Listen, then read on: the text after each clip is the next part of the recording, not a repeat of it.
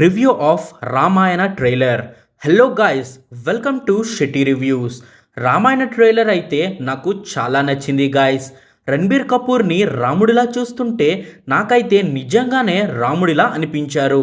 అంత బాగున్నారు. అండ్ సీతగా సాయి పల్లవిని చూస్తుంటే ఈ రోల్కి సాయి పల్లవి గారే జస్టిఫై చేయగలరు అనేలా అనిపించారు.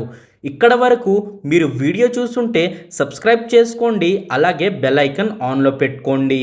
అండ్ యష్ని రావణాసురుడులా చూస్తుంటే సాక్షాత్తు రావణాసురుడే వచ్చేలా అనిపించారు. మనం యష్ని రావణాసురుడిలా ఎలా ఊహించుకున్నామో ఎగ్జాక్ట్ అలానే ఉన్నారు ఈ మూవీలో. డైరెక్టర్ నితీష్ తివారీ గారు ఈ మూవీలో ఒక్కొక్క సీన్ చాలా గ్రాండ్యూర్గా ఉండేలా క్రియేట్ చేశారు. ఇంకా ఈ ట్రైలర్ చూడని వాళ్ళు ఉంటే వెళ్ళి రామాయణ ట్రైలర్ చూసేయండి. అంతవరకు బాయ్.